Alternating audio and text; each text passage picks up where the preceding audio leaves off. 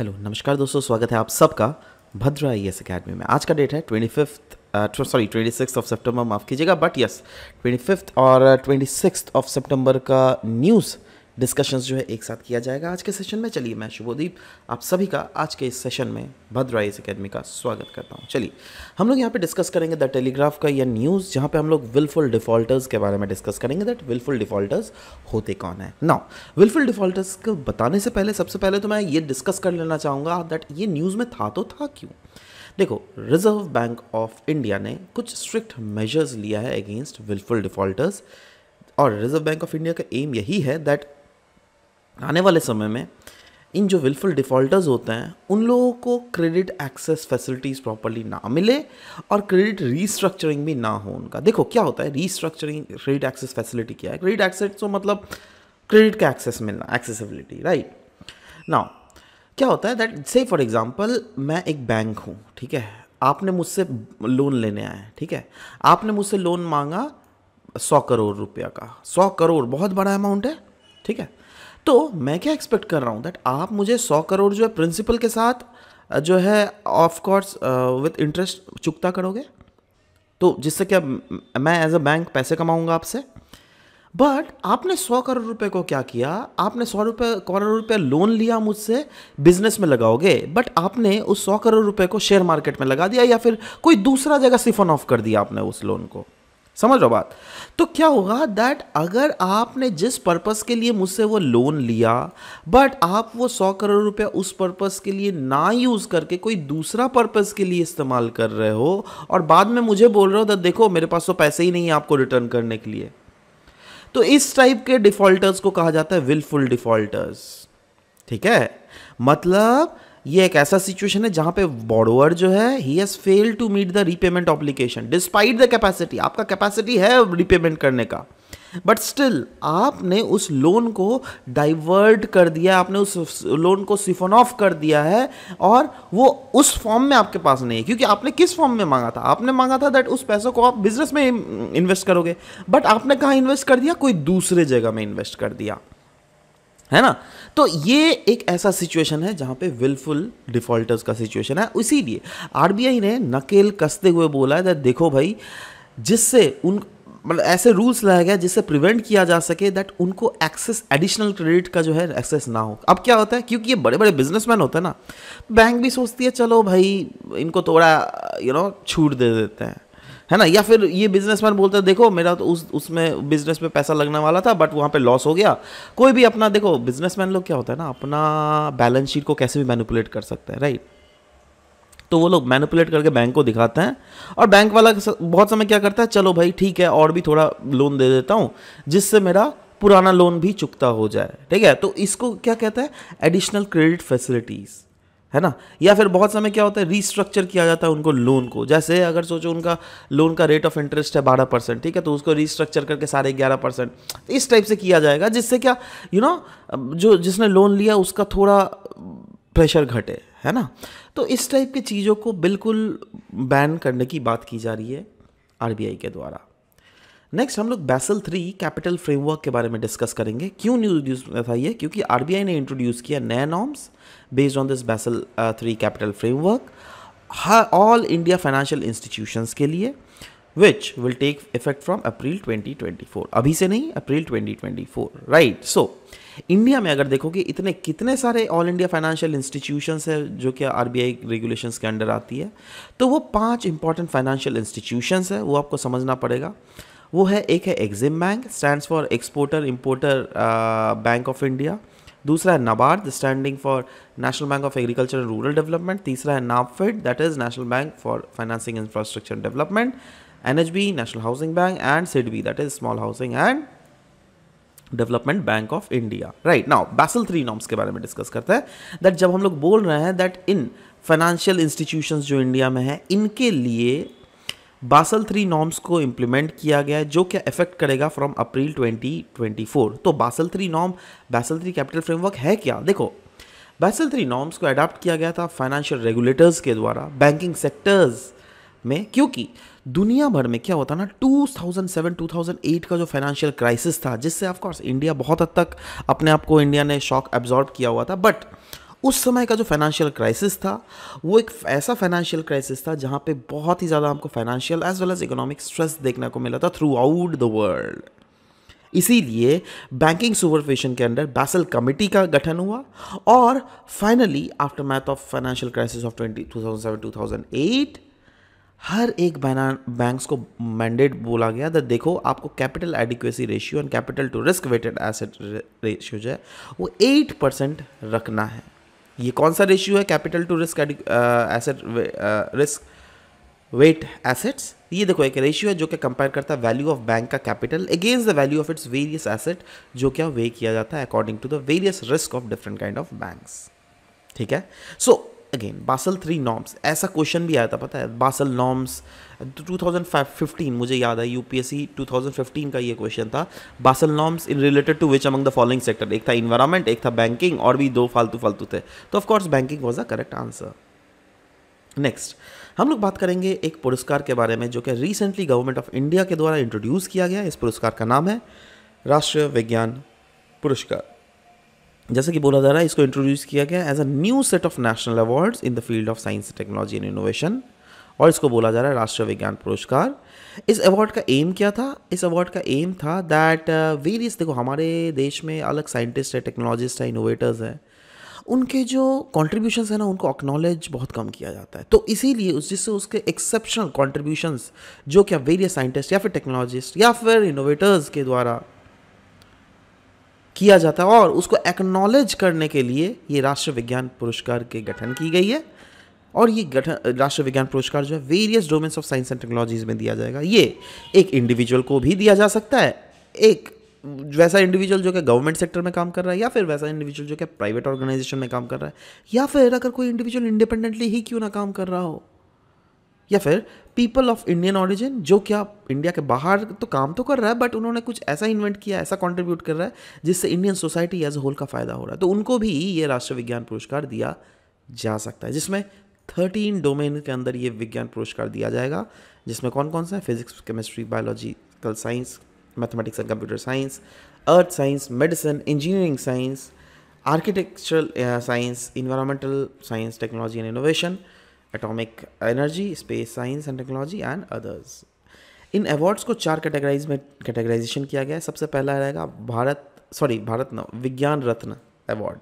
ये life time achievement recognise करेगा और कंट्रीब्यूशन देखेगा दैट साइंस एंड टेक्नोलॉजी में किन किन लोगों ने कैसे कंट्रीब्यूट किया है। दूसरा है विज्ञान श्री अवार्ड जिसको एक्नॉलेज किया गया है इन contribution in any field of science and technology. विज्ञान युवा शांति स्वरूप भटनागर अवार्ड, इनकरेज किया जाएगा यंग साइंटिस्ट को जो कि अंडर द एज ऑफ 45 है, जिन्होंने एक्सेप्शनल कंट्रीब्यूशन किया गया इन the field of science and technology. और चौथा है विज्ञान टीम अवार्ड जिसको प्रेजेंट किया जाएगा टीम को जो क्या कंप्राइज होती है 3 या फिर 3 से ज़्यादा साइंटिस्ट या फिर रिसर्चर्स या फिर इनोवेशन जिन्होंने एक्सेप्शनल कंट्रीब्यूशन किया है और एक साथ काम किया है इन the field of science and technology. ठीक है, आगे बढ़ते हैं।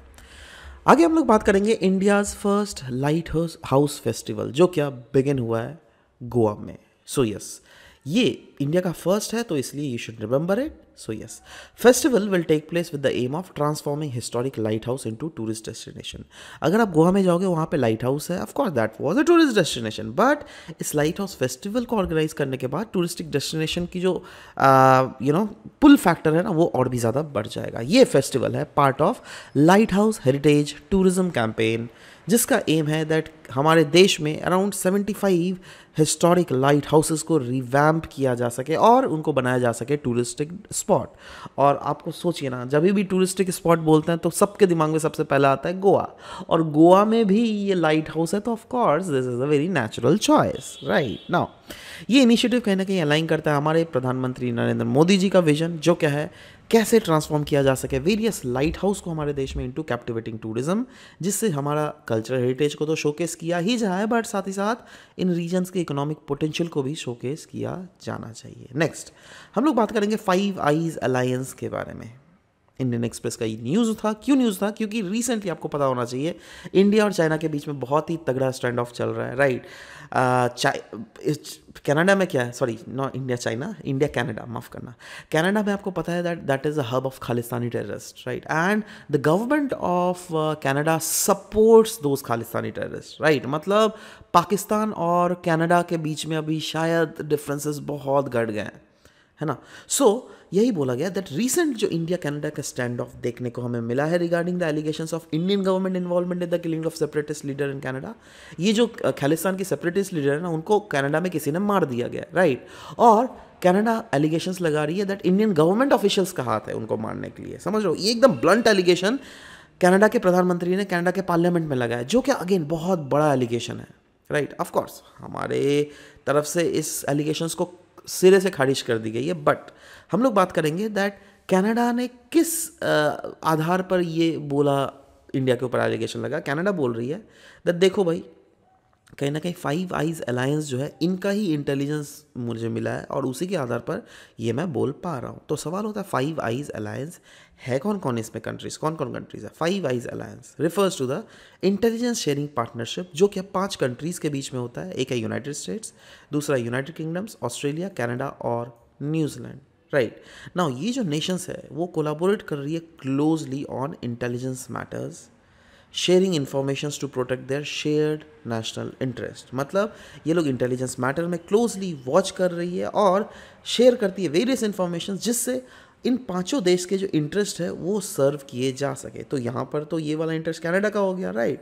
तो कनाडा का बोलना है दैट फाइव आइज अलायंस के द्वारा ही ये इंटेलिजेंस शेयर किया गया है। इस अलायंस का अगर ओरिजिन देखोगे तो yes, the alliance traces its origin back to the world war 2, जब यूके और यूएस ने डिसाइड किया था दैट वो लोग इंटेलिजेंस शेयर करेगी after successful breaking the Germany and Japanese codes. Now it began as a Britain USA agreement, जिसको हम लोग ब्रूसा एग्रीमेंट कहते हैं, और बाद में तो उसमें ये बन गया UK USA, that is UK USA agreement. और फर्दर 1949 में कनाडा ने ज्वाइन किया और 1956 में इसमें न्यूजीलैंड एंड ऑस्ट्रेलिया ने भी ज्वाइन किया, राइट।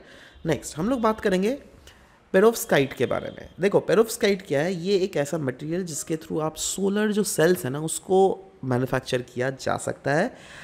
ट्रेडिशनल जो सोलर सेल्स मैन्युफैक्चरिंग्स होती है तो उनकी जो क्या लास्टिसिटी ज़्यादा होती नहीं है, जल्दी ख़राब हो जाती है। बट कहा जा रहा है दैट ये पेरोव्स्काइट मटेरियल अगर यूज़ किया जाने लग गया तो यस, ये काफ़ी अच्छा टेक्नोलॉजी है, क्योंकि ये काफ़ी सिग्निफिकेंट ब्रेक थ्रू बोला जा रहा है दैट इस टेक्नोलॉजी के थ्रू हम लोग मास प्रोडक्शन ऑफ ये सोलर पैनल्स हम लोग कर सकते हैं। तो इसीलिए बोला गया पेरोव्स्काइट।